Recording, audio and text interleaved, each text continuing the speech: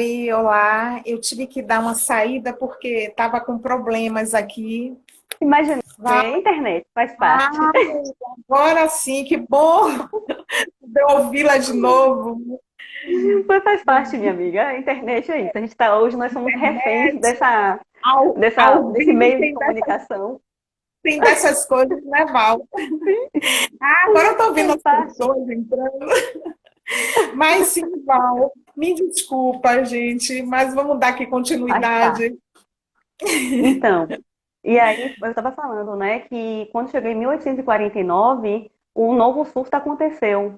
Por conta de que Hum, um navio que veio da cidade de Nova Orleans com pessoas infectadas. Esse navio parou no Porto de São Paulo, no Porto de Pernambuco, Recife, Pernambuco, até chegar a Salvador.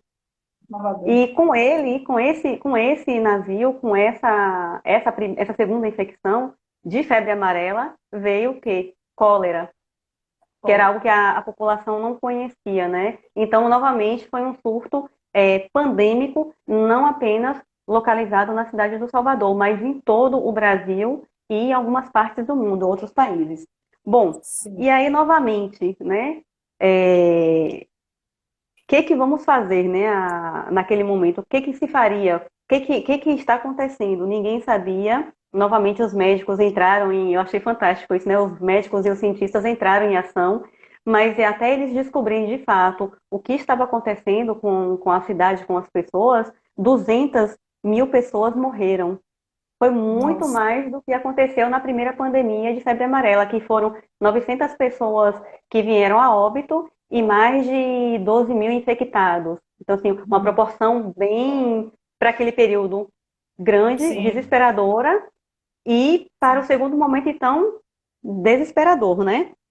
E aí eu trago aqui a fala de um médico da época, né? Pimenta, né? Ele com os registros dele, a partir dos registros dele, Ório dos Reis Davi pega esses registros e transforma em um livro muito interessante, que é cadê aqui o nome que eu anotei para não me esquecer, quase que eu me esqueço. A Cólera no Brasil. É um livro do ano de 1987. Ele foi atrás desses registros, poder posteriormente, né, bem posterior, trazer um livro onde ele fala que o surto da cólera promulgou mais por conta dos maus hábitos do soteropolitano. Nós não tínhamos, apesar de uma certa urbanização precária, mas já tinha um processo de urbanização, ainda não havia um sanitário dentro das residências. As pessoas não tinham o hábito, continuou-se, né? O não hábito de higiene, essa falta. E o que eu achei mais desesperador, eu fiquei enojada, que as pessoas daquele período pegavam seus excrementos, colocavam em papéis e atiravam pela janela. E aí isso me remeteu a um Sim. momento da minha pesquisa de mestrado, né, onde Ana Maria Clara, ela fala, né, sobre a cidade do Salvador, desvendando a cidade de Salvador. E ela traz que de longe, dentro das naus, a cidade era linda, maravilhosa, parecia um presépio. Mas quando chegava perto, ou quando se entrava na cidade, se sentia no inferno. E só que ela não deu detalhes, ela apenas fez essa passagem rápida e disse, por que isso? Por que essa voz de Ana Maria? Não entendi. E aí, com esse relato de ódio, eu percebi o que ela quis dizer com isso, que ela não foi tão específica, ela não foi tão minuciosa, ela foi no geral, né? A cidade era suja, mas ela não disse que a cidade era dessa forma. Então, assim, ele traz que por conta desses fatores de falta de higiene, de urbanização, de muita água parada, precisava de processos de drenagens, tanto do solo como das próprias vias públicas.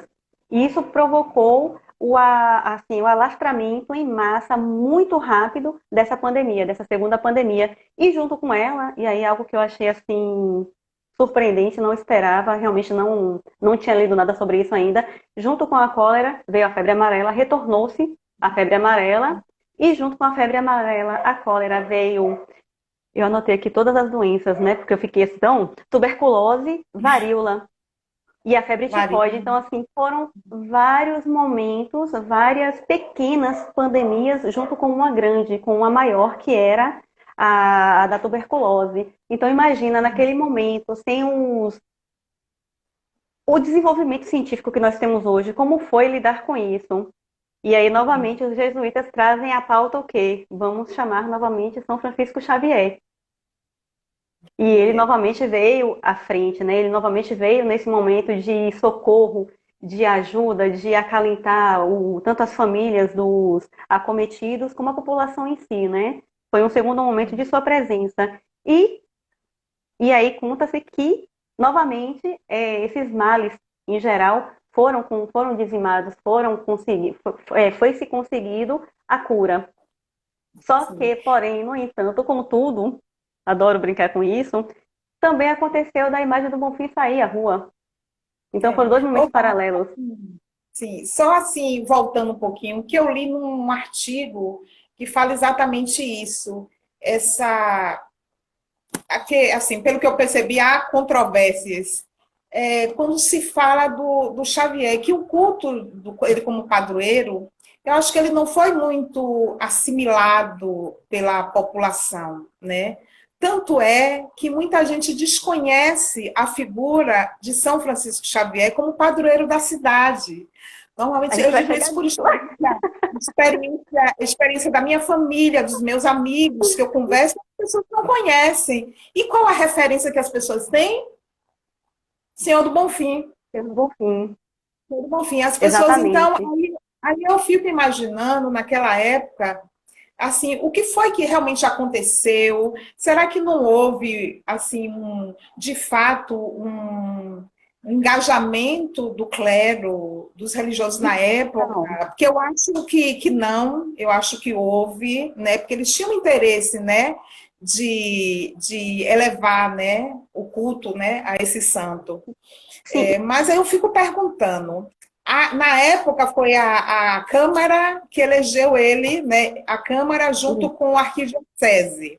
Aí eu junto com a pergunto, e onde arquidiocese, os o jesuítas e a Arquidiocese? população. Na verdade, foi eu Aí entrar nesse assunto. Foi uma união, foi algo conjunto, não foram só os jesuítas. Javier quer saber dos jesuítas, mas não vamos entrar nesse assunto, não vamos adentrar esse ponto, Xavier, porque nós temos outras pautas a serem faladas. Esse momento falar sobre os jesuítas não foi algo que nós tecemos, tá? sim, Desculpa, sim. Não, enormemente desculpa por essa carência que eu vou deixar. A gente pode até dialogar depois sobre isso, mas nesse momento a gente não vai falar sobre isso. É um assunto que precisa ser mais esmiuçado, mais trabalhado, mais aprofundado, que aí ficaria no isso. superficial. Eu acho que tratar de um assunto tão sério, tão importante, superficialmente, é desmerecido. Viu? É. Desculpa, tá bom? Então, e Mas, aí, resultado? Aí eu vou trazer os dois momentos. Primeiro, o primeiro momento que ele foi eleito foi popularmente pelos jesuítas e pela população como padroeiro, que foi em 1686, no período da primeira pandemia, no período da febre amarela. No segundo momento é que realmente ele foi instituído. Isso por quê? Porque ele novamente chegou a conceber, a realizar o milagre, e esse milagre da cura. Por isso, não posso olhar, porque senão vou cortar a linha de raciocínio. Desculpa, menina, Xavier. Depois a é gente 10 de responde. Chega no maio. momento de respostas, perdão. Pode ir escrevendo, tá? Depois a gente 10 conversa. de maio. Porém, ele só foi tido realmente como padroeiro quando totalmente esses processos dos jesuítas, da população, foram levados à Câmara, ao Senado e Câmara. E esse conjunto de pedidos, de formalizações dos milagres dele, foi levado novamente à igreja não, ao Vaticano, aos papas, e aí de lá foi que veio realmente a instituição, ou seja, São Francisco Xavier é instituído como padroeiro da cidade de Salvador. Isso foi em 10 de maio de 1886, ou seja, muito praticamente 100 anos posterior ao primeiro fato de que ele foi consagrado pela população e jesuítas. Então foram momentos distintos que até isso a gente se confunde. A gente acha que não foi em 1686 que ele se tornou padroeiro. Não foi. É, Ele foi eleito popularmente e, inclusive, podemos dizer, né, pelos jesuítas, porque realmente isso está anotado e quem quiser depois comprovar quando passarmos por esse processo de isolamento, que tivermos acesso 100% às nossas fontes de estudos e pesquisas, que são gabinetes, bibliotecas, livrarias, etc., no cartório de registro público, isso tá lá registrado. Então, assim, tem esses documentos, tem esse material informando. Então, não é algo que Genivalda criou, ou que um padre ou que alguém falou-se para poder suprir uma lacuna. Não, isso está Sim. registrado realmente, tá? Então, por Aí esses dois só momentos. mais na frente que ele é reconhecido, digamos, oficialmente, né, Val? Isso, em 10 de maio de 1886. 100 anos depois de todo o processo ter acontecido, tanto da pandemia da primeira como da segunda momento de pandemia. Então, assim, e aí o que me veio, né, em relação ao que eu pesquiso do Bonfim desde 2011, da graduação, o senhor do Bonfim já chegou à Bahia com uma carga pesadíssima de fé. Ele foi trazido por Teodósio Rodrigues de Farias em uma nau que passou por uma tempestade. Teodósio se apegou à imagem do Bonfim, falou que se a nau chegasse intacta na cidade do Salvador, que naquela época não era esse nome, né? Nessa capitania, e nenhum tripulante morresse nesse processo, nesse percurso, que ele ergueria um templo no ponto mais alto da cidade. Qual foi o ponto mais alto da cidade naquele momento que era acessível? A Colina Sagrada do Bonfim. E assim ele o fez. Então, assim, passado mais ou menos 10 anos, a igreja estava pronta. E essa imagem do Bonfim, ela ficou na igreja de Nossa Senhora da Penha, em Itapajipe. No momento de retirada dessa imagem da Igreja da Penha para a sua casa, como é chamada, né, para o seu lar, que é a Igreja do Bonfim, houve-se uma procissão. Então aí você já vê, já começa a perceber. É um histórico todo de fé, todo de realização de milagres do Bonfim. Então isso foi mais forte ao Senhor do Bonfim do que a São Francisco Xavier. E a Sim. gente, se a gente for balizar, pesar, comparar em relação a milagres, nós não temos milagres, pelo menos que eu tenha lido até então, os vastos materiais. Eu tenho duas prateleiras de livros só sobre o Bonfim, de dissertação, tese, TCC e outros trabalhos que viraram livros, e nenhum deles fala que o Senhor do Bonfim ressuscitou. Não estou desmerecendo meu objeto de estudo, por favor. Apenas estou falando que se a gente fosse comparar em relação a milagres, São Francisco Xavier teve uma carga pesada que se equiparou quase a Jesus Cristo. Ele ressuscitou uma pessoa. E o Bonfim veio com curas. Então, assim, aí vem a sua pergunta, por que que ele não foi eleito? Por que que ele não, por que que ele, perdão, não foi, por que que ele não foi aceito tão Sim. fervorosamente pela população como o Senhor do Bonfim? E aí, nas minhas escritas aqui, eu vou pensando, refletindo, vou escrevendo, vou questionando, brigando comigo, né? E aí eu cheguei a esse ponto, que é em relação realmente a questões católicas e de fé, ao que é presenciado culturalmente, religiosamente, em determinado momento, em determinada sociedade, em determinada cultura. Por quê? O Bonfim já veio com a carga de fé. Já existia a Igreja do Senhor do Bonfim em Setúbal, em Portugal. É uma igreja pequena, né, chamada de Ermida.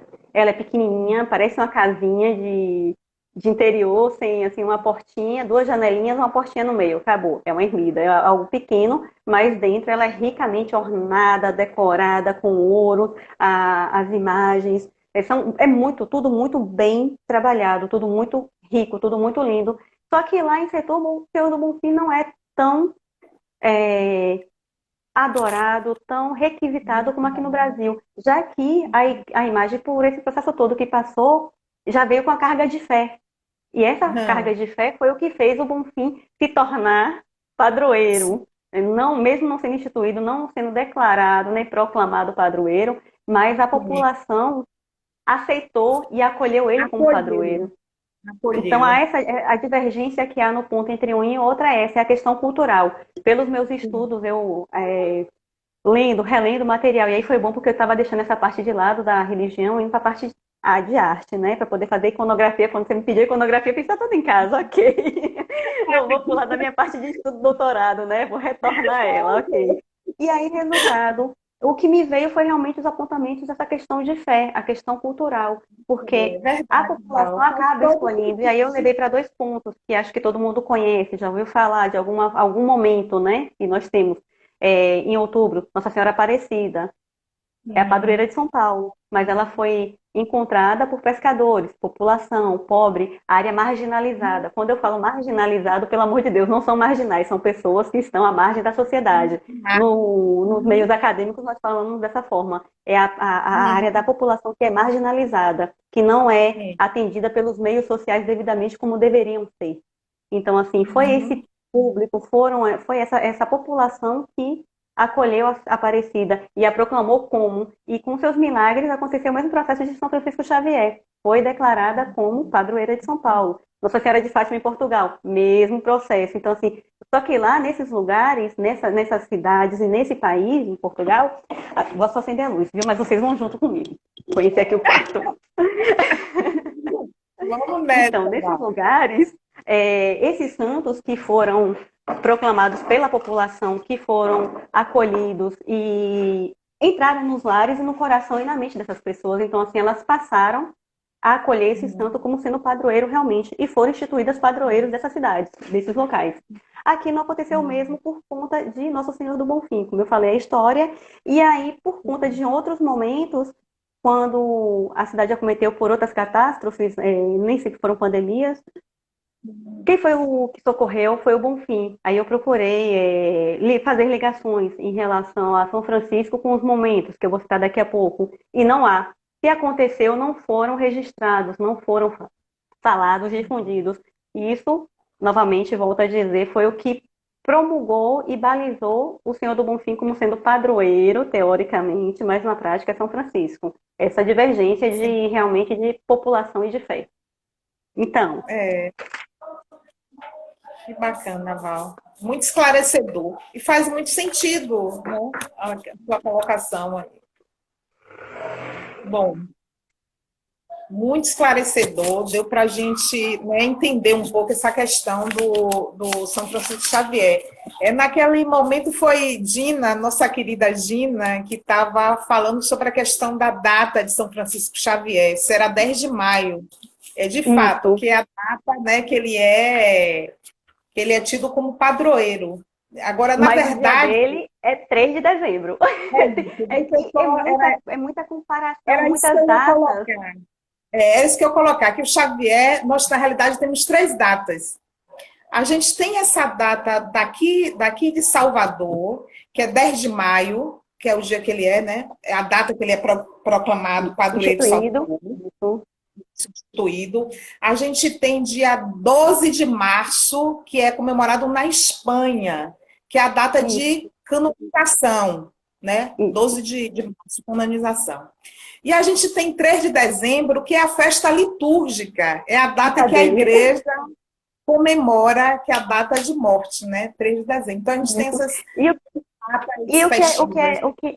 é o que diverge, eu acho que esse fator é um dos que diverge pela aceitação dele pela população, porque esse Ovo do Bonfim é um dia único. Segunda quinta-feira do mês foi instituído, então se você procurar anotações, registros, não há dia 17 de janeiro, então dia 15 de... Não, é a segunda quinta-feira, ficou uma data solta, e todo mundo aceita isso. A gente não sabe quando foi o nascimento do Senhor do Bonfim, quando foi a morte.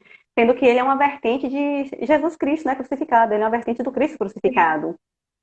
Apenas com um nome diferente, com alguns símbolos diferentes, né, que trazem que o desligam do Cristo crucificado. São poucas as diferenças. São mais semelhanças do que diferenças. Então, acho que esse também é um dos fatores. São muitas datas que você está comemorando, você está na liturgia, você está na peregrinação, você está na romaria, mas de que dia mesmo, de que santo mesmo, porque acaba causando uma confusão.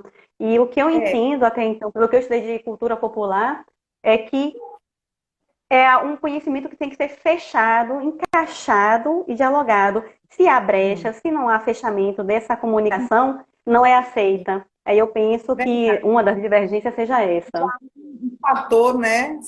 Verdade, eu também concordo. Sim, sim. Né? Com Então, certeza. enfim. E aí nós vamos aqui, eu fiz até aqui uma listinha, né, padroeiro, como sempre professora, eu tenho que sair com a listinha, praticar, eu falei, adoro. Não, tá horrível, mas tudo bem. Então, e aí a gente volta para o período de pandemia, né, vamos voltar a ele. Por que que o Bonfim é comparado com o padroeiro? Porque a imagem do Senhor do Bonfim saiu algumas vezes à rua, coisa que a imagem de São Francisco... Xavier saiu apenas 2 vezes. A do Bonfim saiu 3 vezes. Ano passado foi a 4ª vez. A 4ª virou 5ª, 6ª, 7ª, 8ª. Já virou várias vezes, né? Mas assim, a primeira vez foi em 1800... Oi? A gente teve agora o ano passado nessa pandemia, né, Val? Sim, várias vezes. Então, a primeira saída do Bonfim foi em 1842, quando a cidade de Salvador passava por uma seca, né? E aí Qual sai-se ano? a imagem Qual do Senhor ano? do Bonfim. Qual Oi? ano? Qual ano? 1800, Sim. 1842. A segunda vez é no próprio período da cólera, né? E aí sai a imagem do Bonfim, sai a imagem de São Francisco Xavier, que poderiam estar os dois iguais, igualitários, no sentido de fé, de cura, mas uns acreditam mais ao Bonfim, outros acreditam a São Francisco Xavier, e fica esse impasse onde os dois agiram, ao meu ver, de forma justa, maravilhosa. A cidade foi salva, a pandemia foi curada, ok? A terceira vez do Bonfim foi em 1942, no período de guerra, Segunda Guerra Mundial. Então, assim, houve novamente a saída da imagem do Bonfim, pedindo pela paz, que os países finalizassem esse período de guerra, de mortes, e aconteceu. Então, novamente, acreditou-se Bonfim, né? A ajuda, a intervenção do Senhor do Bonfim. E a quarta vez foi ano passado, no dia 3 de abril. Saiu no dia 3, depois novamente saiu 2 semanas depois. O Bonfim fez mais ou menos 4 saídas a cada semana, pedindo a paz, com carreatas, a imagem do Senhor do Bonfim em cima de um carro de bombeiro, com cortejos, as pessoas, claro, devidamente protegidas, usando máscara dentro dos carros, né? Então, assim, Uhum. Barra, Rio Vermelho, Campo Grande, a Cidade Baixa, de uma forma geral, recebeu a passagem da imagem do Bonfim. E o que foi interessante é que o padre Edson, ele falou, geralmente e constantemente os fiéis vão à casa do Senhor do Bonfim pedir ajuda, pedir cura, pedir proteção, pedir a convalescência de seus males.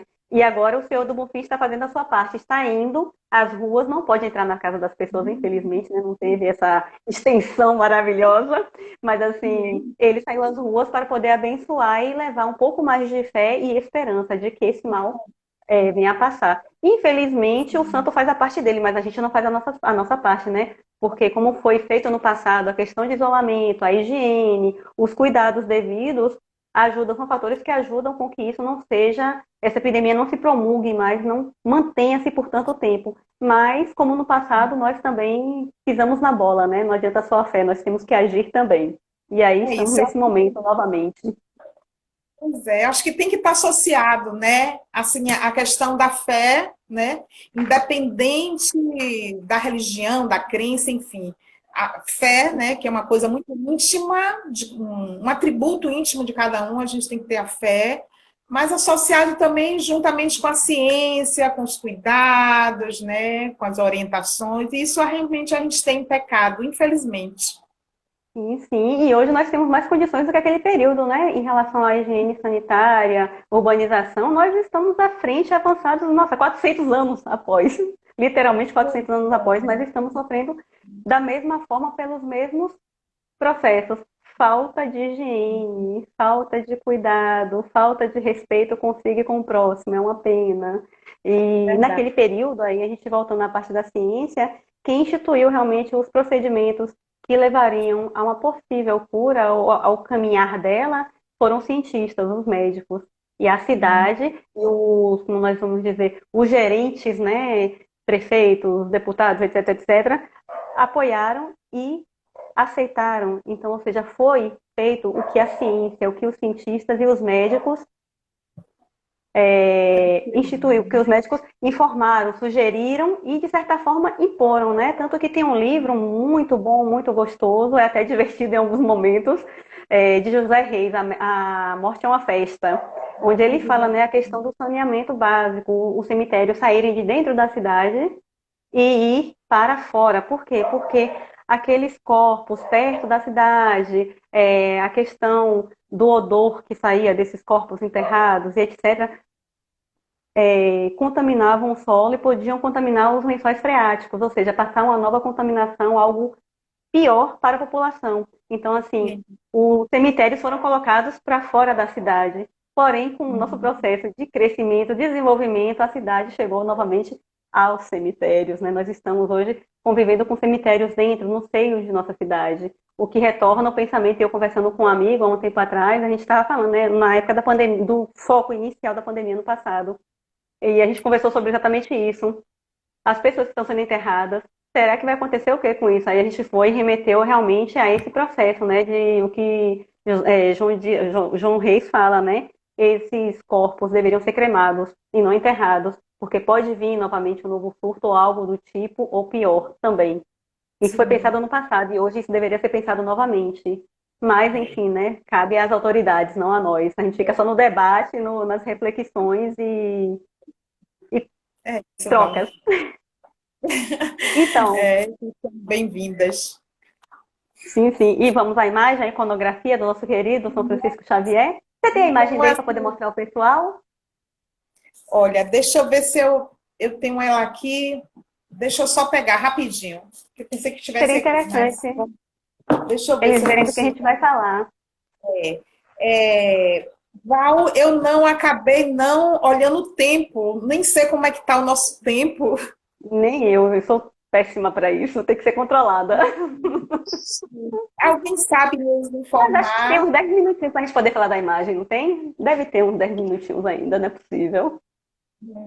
Deixa eu só um minutinho, deixa eu pegar aqui uma outra, porque eu acho que eu não estou conseguindo abrir aqui. Deixa eu pegar deixa eu ver ela cá. Acho que eu vou pegar ela.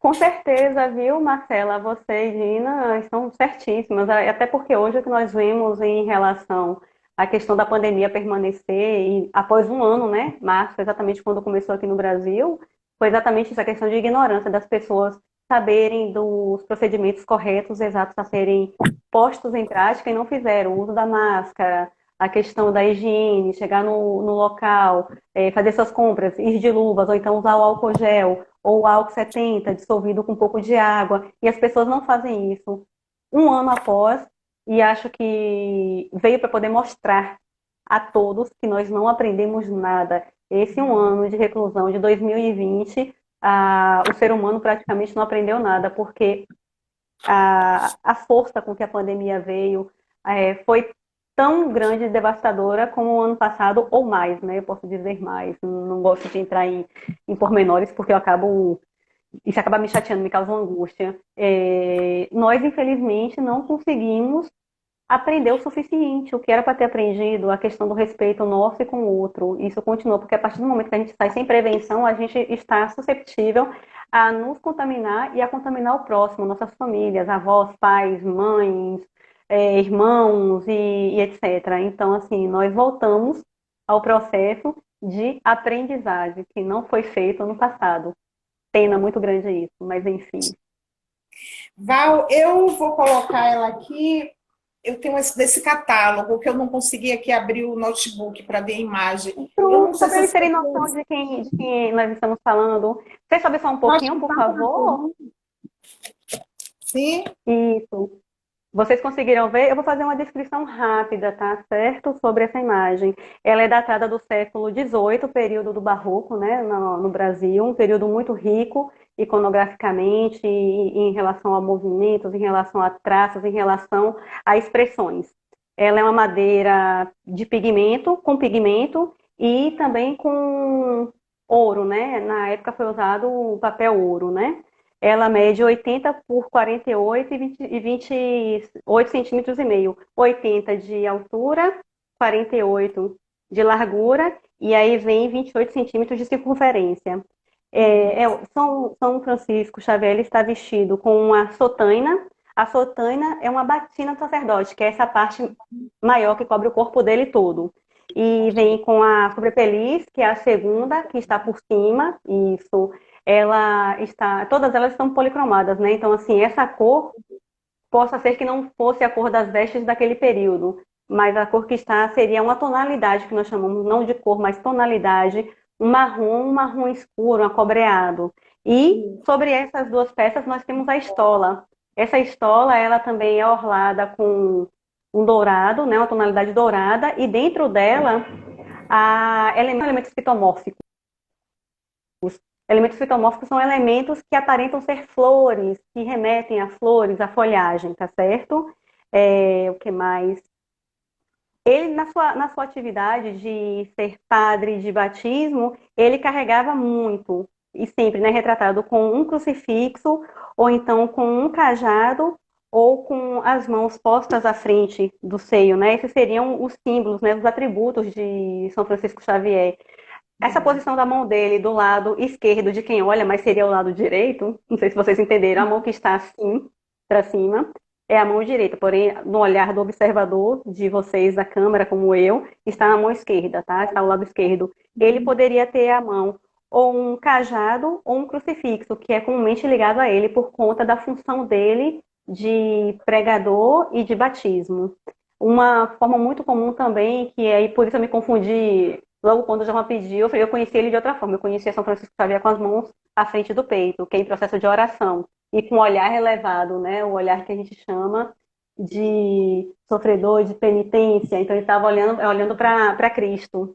E esse aí não está olhando para Cristo, ele está olhando para nós, ele mantém um diálogo com o fiel. O olhar dele é um olhar penetrante. Quando passar essa pandemia, vão ao museu, por favor, Abelardo, vocês vão gostar das imagens de lá. Essa, inclusive, é muito bonita, é uma imagem pequena, mas é muito bonita, muito expressiva. Então, e aí eu vou fazer aqui a descrição, como nós fazemos em sala de aula, né? Os meninos que chegaram a ser meus alunos sabem disso. Teve alguns que nós brigávamos muito com isso, porque realmente é algo bem interessante e bem minucioso. Ele está sobre uma base em formato irregular, aparentando ser uma pedra. Os pés está a perna direita à frente da esquerda, calçado com um sapato na tonalidade preta, vestindo uma sotaina na tonalidade marrom escuro, que tem o caimento drapeado. Acima desta encontra-se a sobrepeliz, com movimentos. Aí vocês observam que é como se a questão do barroco é isso, eles dão movimento à peça, a roupa, como se a pessoa estivesse realmente em movimento, não é aquele ar erático, parado, fixo, reto, é um ar de movimento, como se um vento passou, a pessoa estivesse caminhando. E então, cadê a sotaina? Com caimento. Sobre a sotaina orlada em dourado, sobre a sotaina estola, já falei, né? A sotaina e a sobrepeliz descem até os braços, chegando ao punho, orlada em dourado. A mão direita, uma esquerda do observador, em formato de posição de que segura algo que está ausente. Mão, vamos lá, direita. A mão esquerda agora, meu Deus. A mão esquerda aberta como em processo de bênção. Pescoço esguio, aparente. O rosto dele é um rosto quadrado. Traços leves, barba feita. E a gente fala barba feita porque é uma barba pequena, não é uma barba grande. Barba feita, lábios entreabertos, finos. Nariz pequeno, pontiagudo. Não seria um nariz aquilino, porque o nariz aquilino é apontado para cima. Então é um nariz pequeno, mas pontiagudo.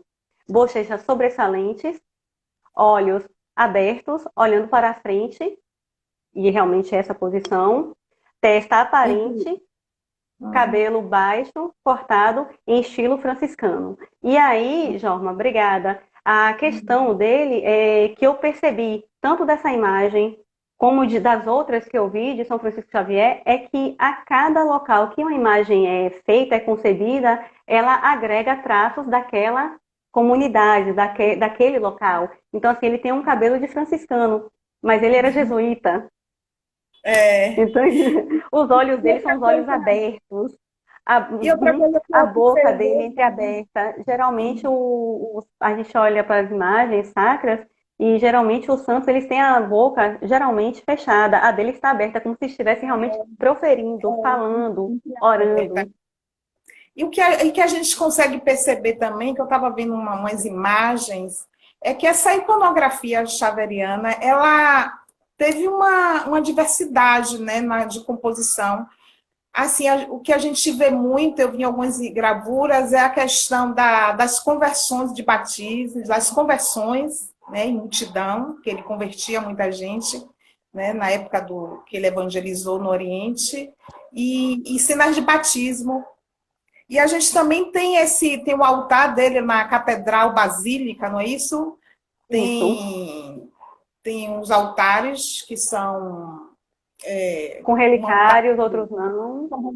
De Xavier e Loyola, se eu não estou enganada. Porque eles foram os formadores da Companhia de Jesus. essa iconografia é bem vasta, bem Sim, diversificada, olha, Xavier. Jorma, quando você me passou a imagem, quando você me convidou, você e Fátima me convidaram, e eu falei, eu conheci ele com as mãos à frente do peito, né? Em ato de penitência. E de repente, quando eu vi, eu fiz não. Aí eu pedi para você, pelo amor de Deus, me manda uma imagem. Eu encontrei mais de 30 imagens. Eu fiz qual que eu vou falar, qual que eu vou dialogar. Jorma, por favor, me manda uma foto da imagem. Porque eu não me lembrava. Eu estive no Abelardo várias vezes, levei turmas de aulas para o Abelardo. Então, assim, você vê uma gama de imagens lindas, maravilhosas. Você realmente lembrar de uma, tem que ser assim. Eu fui ali pesquisar só essa imagem. E aí, quando Eu eu vi, vou eu fiz, até "Não, essa daqui, ok, essa daqui eu me lembro, não 100%, mas me lembro. Aí fui observar, né, quais são realmente os atributos agregados a ele, quais são as referências agregadas a ele. E aí eu percebi que essa daí, ela consta da ausência do cetro ou do crucifixo. a gente não tem. Provavelmente, né? Isso é Se até perdeu com o comum, né? tempo, isso se Se perde com o tempo. perder. Eu sei que no São Bonfim peças nós que temos a tem imagem na coroa. igreja de um menino Jesus de Praga, que ele carrega um cetro na mão. Uma criancinha, um bebê. Ele carrega um cetro. E esse cetro foi perdido em um processo de mais de 15 anos atrás de organização do museu. E aí eu falei, mas vem cá. E perguntei ao juiz da devoção. Ele disse, não, esse cetro foi perdido. Ele tinha realmente, consta nos arquivos que tinha, mas foi perdido. Aí, por conta mesmo de cuidado, muitas pessoas na manutenção, até a própria questão de guarda em um local, guarda em outro, como aconteceu com os objetos daí, né? Ficou um tempo no Isso Museu no de Arte nosso Sacra, depois retornou. caso, Esse processo mesmo se perde, no nosso quebra-se, caso isso ele não acontece. tem. Provavelmente na época da compra, não sei se foi nesse processo de compra, de viagem, né? Isso é comum, né? Infelizmente acontecer. Essas peças como crucifixo, coroa, né, Val? Eu quero só aproveitar aqui, pegar o gancho aqui que a gente falou nessa questão, né? Conversando sobre Xavier, e se falou-se daqui é uma imagem do Abelardo. Eu quero só chamar a atenção, dar um informe aqui, que o museu, na realidade, o Museu Abelardo está fechado. Aliás, todos os museus Todos. do IPAC, nesse momento, estão fechados, né?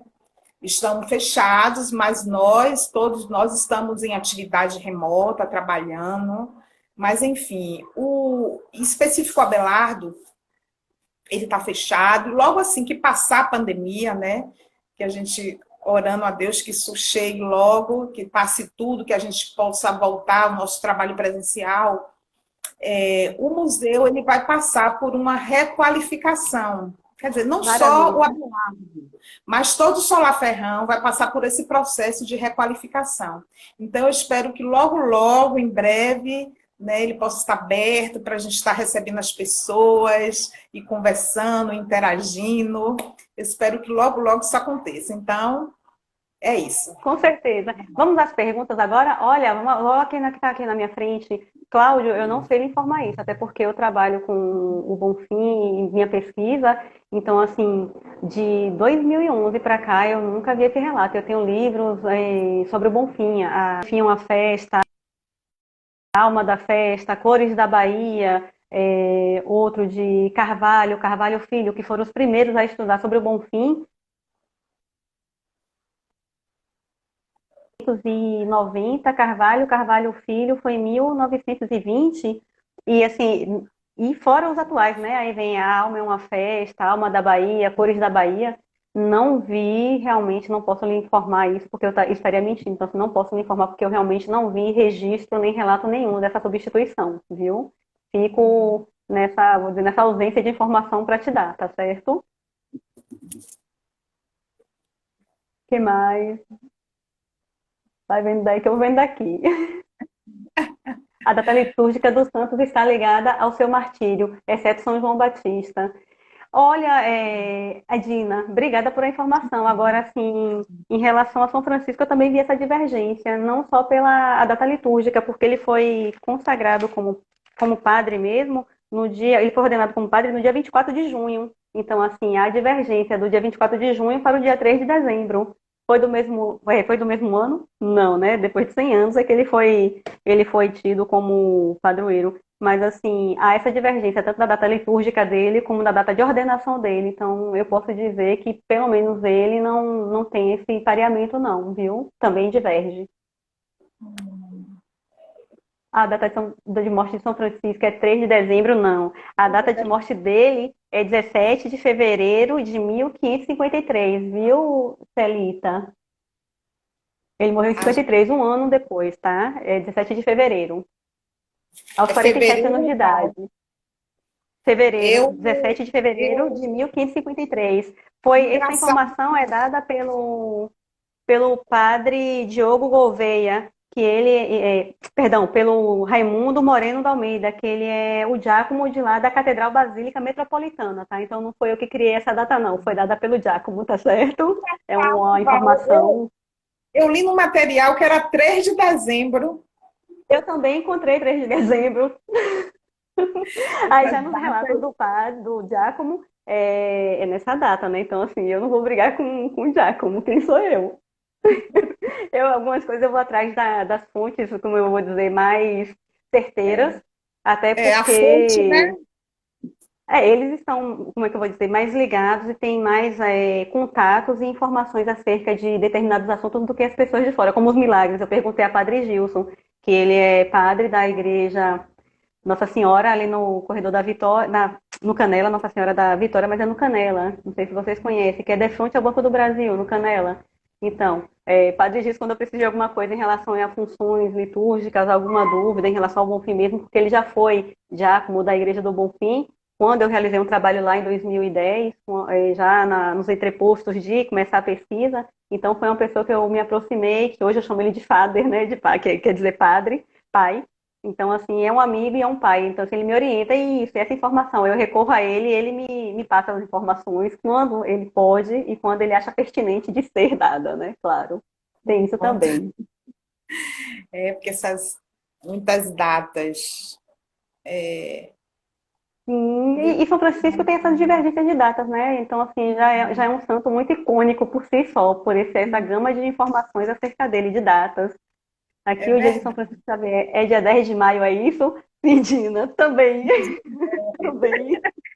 10 de maio, né? Aqui em Salvador, pela questão da data dele Isso, ser de promulgação, de instituição dele como santo, realmente, que executou o milagre. E o Francisco está. A Câmara cedeu ao apelo da população, a Câmara cedeu, Xavier, cedeu e levou esse pedido dos jesuítas, da população, ao Vaticano, ao papado. E lá, sim, foi ordenado que ele, sim, seria o padroeiro da cidade de Salvador. Então, não foi algo também apenas, como foi no primeiro momento, a população e os jesuítas decretaram. Não, foi algo em uma instância maior. E aí foi na bula de 10 de maio, aí tem essa outra data, né? De 10 de maio que foi instituída que ele seria realmente o padroeiro da cidade de Salvador. Então, são muitas datas para um santo só. Isso causa um certo conflito de informação, uma certa, como é que eu vou dizer, complicação ou falta de compreensão,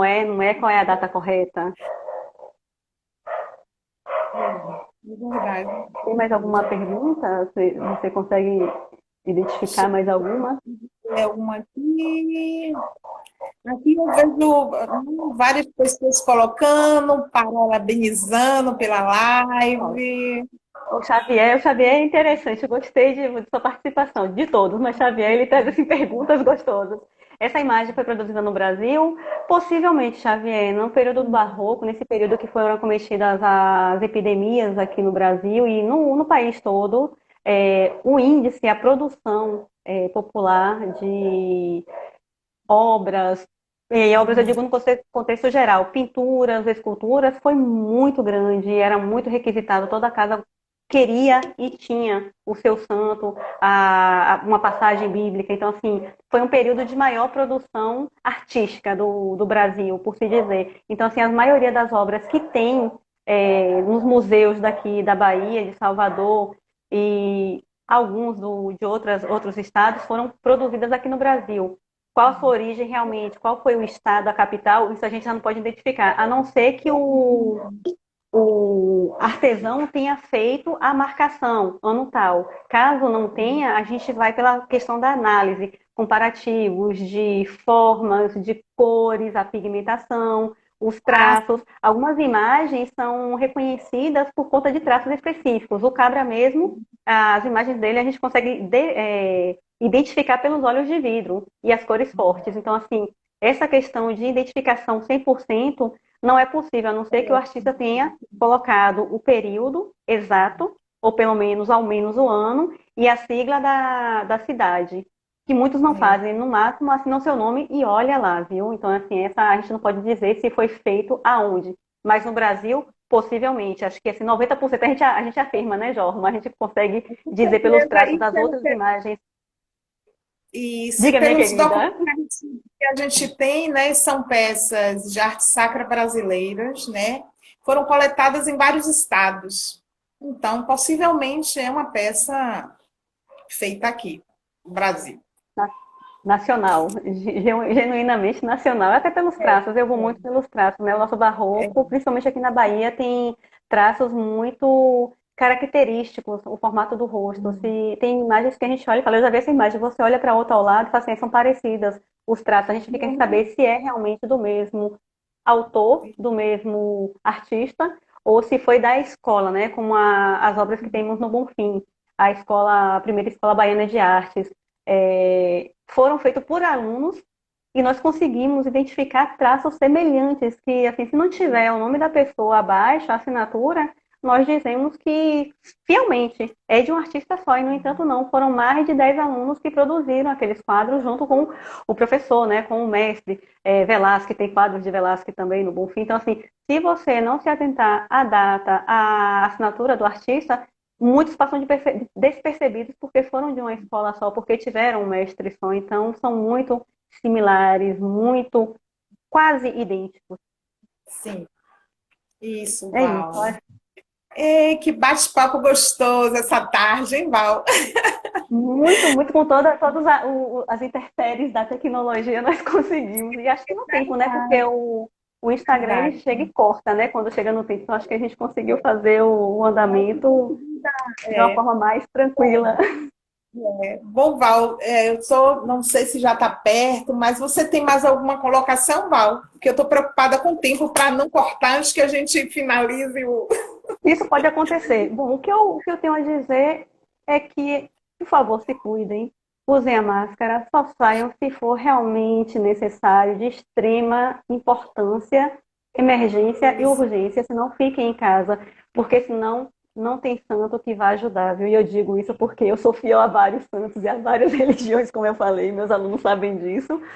E pelo que eu tenho acompanhado do ano passado para cá e dessa questão de oscilação, e aí já não falo mais nem de curva, mas de questão de oscilação das pessoas em relação ao cuidado, não vai passar se nós não nos cuidarmos e cuidarmos dos nossos. E isso só pode ser possível estando em casa e se sair com as devidas precauções. É É isso. E agradeço a verdade. todos imensamente a presença, a Jorma, a Fátima, a Dimos, ao IPAC pelo convite, por essa tarde maravilhosa. Um encontro muito gostoso, uma conversa deliciosa. E parabéns a nós, a nossa cidade, né? Por Bom, com os certeza. 473 anos de idade. Nossa, é muito tempo.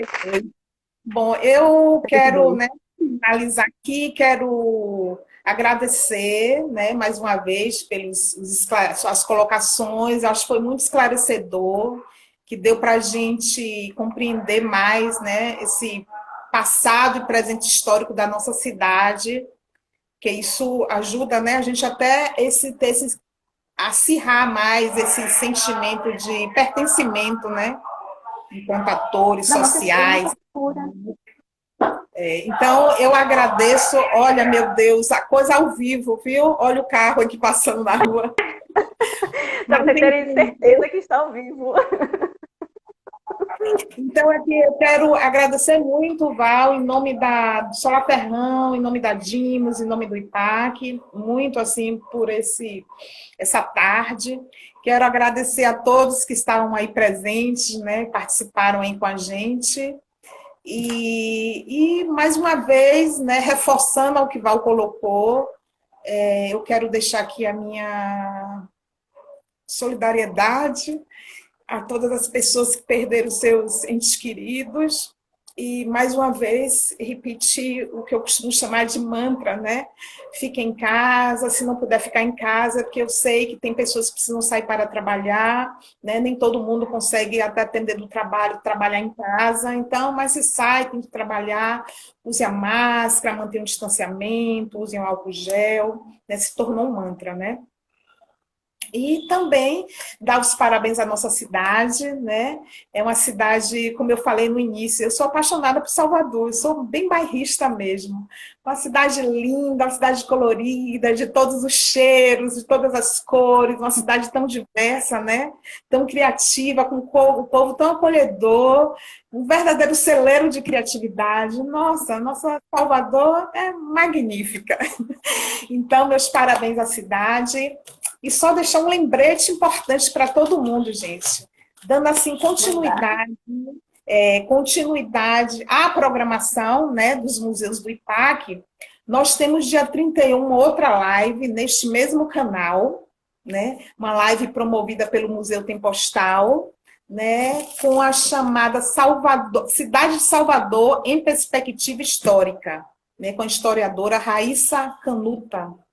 Se eu não Eu acho que é Raíssa Boa Canuta. historiadora, boa historiadora, boa historiadora, referência. Então, gente, não deixem de conferir, vai valer a pena, tá bom? Então, muito obrigada a todos, obrigada, Val, quero agradecer também, né, todos os meus colegas, a minha diretoria, a minha coordenação, né, por me dar esse privilégio de estar aqui hoje conversando, abrindo a programação dos museus do IPAC em relação à celebração à cidade. Viu? Obrigado, sintam-se abraçados. Beijos a todos e uma boa noite, bom início de semana. E mais uma vez, obrigada, Jorma, por tudo que vocês vêm passar dessa semana, né, e mais alguns dias, e você firme e forte aqui presente. Então, você, acho que, além de tudo, recebe e merece as palmas e o agradecimento, porque você é uma guerreira e continue firme, minha amiga. Muito obrigada a todos. Tem uma semana de muita dor, mas estamos aqui firmes, né? Firme na fé, acreditando na ciência também, esperando nossa vacina e tendo fé e rogando a todos os santos para que isso passe logo. Vai passar, já está na hora. Beijos, boa noite. Beijo em todo mundo e um abraço. Tchau.